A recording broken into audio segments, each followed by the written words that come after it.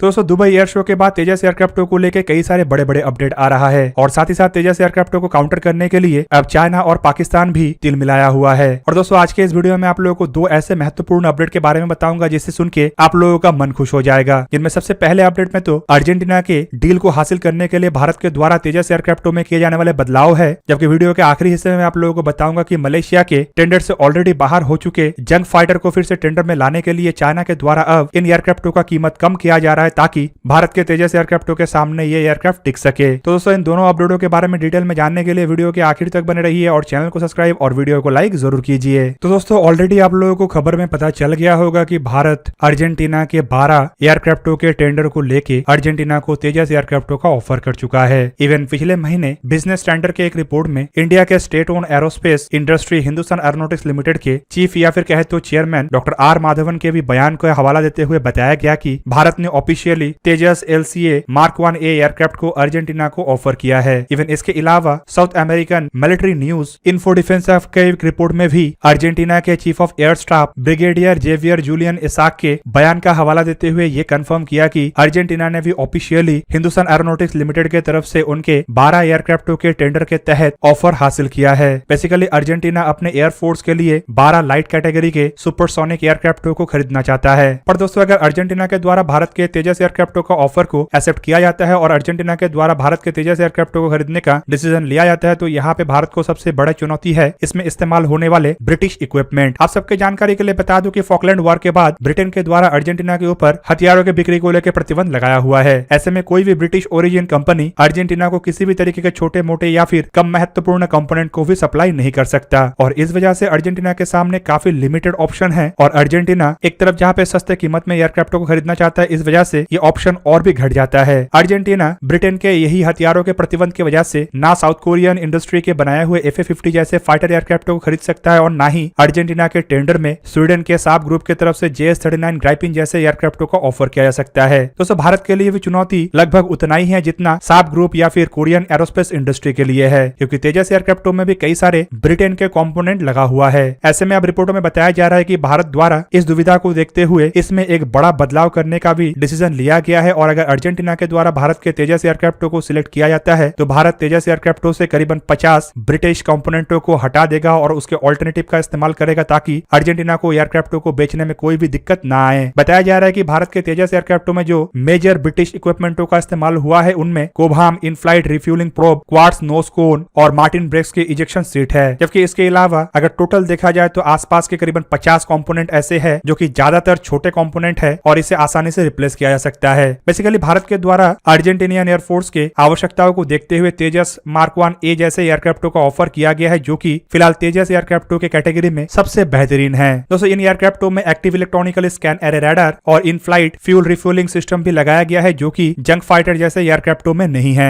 और इन एयरक्राफ्टों को भारत के द्वारा भी बड़े मात्रा में खरीदा जा रहा है और हाल ही में ही मतलब मार्च महीने में भारत के द्वारा ऐसे 83 एयरक्राफ्टों को खरीदने के लिए एक ऑर्डर के ऊपर हस्ताक्षर हुआ है। मतलब अर्जेंटीना आसानी से इन एयरक्राफ्टों के ऊपर भरोसा भी कर सकता है और ये एयरक्राफ्ट अर्जेंटीना के हर तरीके की आवश्यकताओं को भी पूरा कर सकता है। दोस्तों इवन रिपोर्टों में यह भी बताया जा रहा है कि अर्जेंटीना को एयरक्राफ्टों के मॉडिफाइड कॉस्ट को लेकर भी इस महीने के अंत तक रिपोर्ट दे दिया जाएगा और एक बार इन 50 कंपोनेंटों के रिप्लेसमेंट करने के बाद इसके एयरक्राफ्टों के कॉस्ट को एवेल्युएट करने के बाद भारत के द्वारा एक फाइनल प्राइसिंग अर्जेंटीना को सौंपा जाएगा। रिपोर्ट में यह भी बताया जा रहा है कि अर्जेंटीना के द्वारा नेक्स्ट ईयर के फर्स्ट क्वार्टर में अपने जो 12 एयरक्राफ्टों को खरीदना है उसे लेकर बड़ा डिसीजन किया जा सकता है। इवन दोस्तों रिपोर्ट में यह भी बताया जा रहा है कि अर्जेंटीना के सामने भारत के तेजस एयरक्राफ्टों के अलावा चाइना के द्वारा अपने जंग फाइटरों का भी ऑफर किया गया है, जबकि रशिया ने अर्जेंटीना के टेंडर को देखते हुए अपने 2 एयरक्राफ्टों का ऑफर किया है जिनमें MiG-29 जैसे एयरक्राफ्टों के साथ साथ इसके अपग्रेडेड वर्जन या फिर कहते हो इसके मॉडिफाइड नया वर्जन MiG-35 जैसे एयरक्राफ्ट भी है। दोस्तों चाइना के जंग फाइटर में भी ब्रिटेन के मार्टिन ब्रेक का इजेक्शन सीट लगा हुआ है। ऐसे में रिपोर्टों में यह भी बताया जा रहा है कि चाइना इसे अपने लोकली बनाया हुआ इजेक्शन सीट से रिप्लेस करना चाहता है ताकि ये अर्जेंटीना को ऑफर किया जा सके। जबकि दूसरी तरफ भारत के तेजस एयरक्राफ्टों में इस्तेमाल होने वाले F404 इंजनों के मॉडिफाइड वर्जन को लेकर भी अमेरिका को ज्यादा कुछ दिक्कत नहीं है, क्योंकि ऑलरेडी अमेरिकन हथियार अर्जेंटीना में इस्तेमाल हो रहा है। अर्जेंटीना के बेड़े को अगर देखा जाए तो अर्जेंटीना के बेड़े के पास Douglas A4 Skyhawk subsonic carrier capability light attack aircraft भी है और ये भी सालों से अर्जेंटीनियन एयरफोर्स में बिना किसी दिक्कत का इस्तेमाल हो रहा है और इसे लेके भी अमेरिका का कोई भी इशू नहीं है और अमेरिका के द्वारा भी कोई हथियारों के प्रतिबंध अर्जेंटीना के ऊपर नहीं लगाया गया है। ऐसे में दोस्तों अर्जेंटीना के सामने तेजस एयरक्राफ्ट को खरीदने को लेकर जो मुश्किलें था, या फिर कहे तो हिंदुस्तान एरोनॉटिक्स लिमिटेड के सामने अर्जेंटीना को तेजस एयरक्राफ्ट को बेचने को लेकर जो मुश्किल था वो एक तरीके से सॉल्व होने की तरफ है, और इससे आने वाले समय में चाइना और पाकिस्तान का टेंशन बढ़ सकता है। क्योंकि दोस्तों भारत के द्वारा जिन तेजस एयरक्राफ्ट को बनाया गया है वो चाइना पाकिस्तान के जंग फाइटर के तुलना में तो बेहतरीन है ही, साथ में इन जंग फाइटरों की कीमत से भी काफी सस्ता है। दोस्तों कीमत का अगर बात हो रहा है तो चलिए हम वीडियो के दूसरे अपडेट में जाते हैं, जहां पे आपको बताऊंगा कि कैसे चाइना एयरक्राफ्टों की कीमत को लेके अब परेशानी में है और भारत के तेजस एयरक्राफ्टों से हारने के डर से अब इन एयरक्राफ्टों का कीमत को कम कर रहा है। आप सब लोगों को पता ही होगा कि चाइना के इन जंग फाइटरों को मलेशिया को ऑफर किया गया था, पर अब मलेशिया के द्वारा जिन रिपोर्टों का जिक्र किया गया उनमें जिन 6 एयरक्राफ्ट मलेशिया के टेंडर में है उसमें चाइना के जंग फाइटर नहीं है। पर रिपोर्ट में बताया जा रहा है कि इसके एक प्रमुख कारण है एयरक्राफ्टों की कीमत। मलेशिया असल में जितने कीमतों में एयरक्राफ्टों को खरीदना चाहता है चाइना के ये जंग फाइटर उससे अधिक कीमत का है, और अब चाइना इससे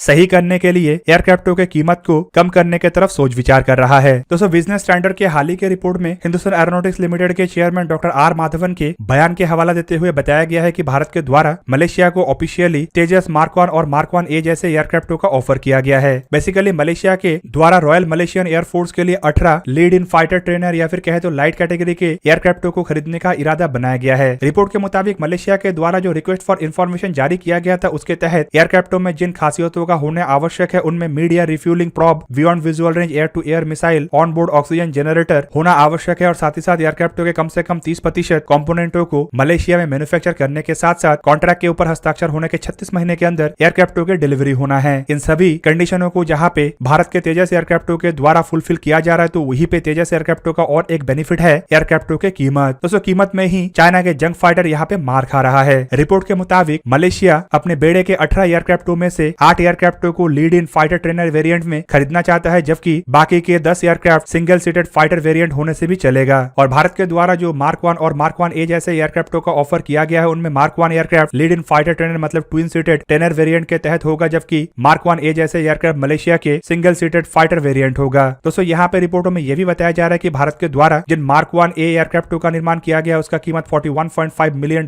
पर यूनिट के आसपास हो सकता है, जबकि तेजस मार्क 1 ट्रेनर वेरिएंटों का कीमत इससे कम और करीबन $37.6 मिलियन के आसपास हो सकता है। और मलेशिया के द्वारा 18 एयरक्राफ्टों को खरीदने के लिए $900 मिलियन खर्चा करना है, मतलब हर एयरक्राफ्टों के लिए मलेशिया $50 मिलियन तक खर्चा करना चाहता है। पर अगर चाइना के जंग फाइटरों को देखा जाए तो ये जंग तो है ही, साथ में जंग में भी चाइना इसे महंगे दाम पे बेच रहा है। रिपोर्ट के मुताबिक बताया जा रहा है कि चाइना के जंग फाइटर मलेशिया के स्टैंडर्ड के प्राइस कोटिंग के साथ फिट नहीं हो रहा है, और अब इसे फिट करने के लिए चाइना के द्वारा इसमें 30% का छूट दिया जाएगा ताकि इसका कीमत भारत के तेजस एयरक्राफ्टों के बराबर का हो। फिलहाल चाइना अपने जंग फाइटर एयरक्राफ्टों का कीमत $55.6 मिलियन पर यूनिट के हिसाब से रखा है, और ऐसे में इसमें अगर 30% छूट दिया जाता है तो इसका कीमत $38.92 मिलियन पर यूनिट होगा। मतलब तेजस मार्क 1 ए एयरक्राफ्टों से कीमत में थोड़ा कम, लेकिन तेजस मार्क 1 के कीमत से थोड़ा अधिक होगा। ऐसे में रिपोर्टों में बताया जा रहा है कि इससे चाइना को एक इकोनॉमिकली नुकसान हो सकता है, लेकिन चाइना एग्रेसिवली भारत के तेजस एयरक्राफ्टों को हराने के लिए इस नुकसान को भी झेलने के लिए तैयार है। पर दोस्तों सबसे बड़ा बात यह है कि मलेशिया और चाइना का जो रिश्ता है क्या कीमत कम करने पे वो सुधारा जा सकता है। आप सब लोगों को पता ही होगा कि साउथ चाइना सी के डिस्प्यूट के कारण दोनों देश एक दूसरे के सामने हैं, जबकि दूसरी तरफ एयरक्राफ्टों में ऐसे कुछ कमी भी है जो एयरक्राफ्टों को और निचले दर्जे का बना रहा है, जिनमें एयरक्राफ्टों में मीडिया रिफ्यूलिंग प्रॉब ना होना, active electronical scan array, radar ना होना और ऑन बोर्ड ऑक्सीजन जनरेटर जैसे इक्विपमेंट ना होना है। दोस्तों चाइना असल में अपने ब्लॉक 3 वेरिएंट में मतलब जंग फाइटर के 3 नंबर वेरिएंट में इन चीजों को जोड़ना चाहता है, और इन चीजों को जोड़ने के कारण ही इन एयरक्राफ्टों का कीमत इतना अधिक है। ऐसे में 30% के छूट देना या फिर कहे तो 30% नुकसान झेलना अब चाइना का मजबूरी बन चुका है, और भविष्य में भी चाइना अगर ऐसे लाइट कैटेगरी के फाइटर एयरक्राफ्ट के टेंडर को हासिल करने का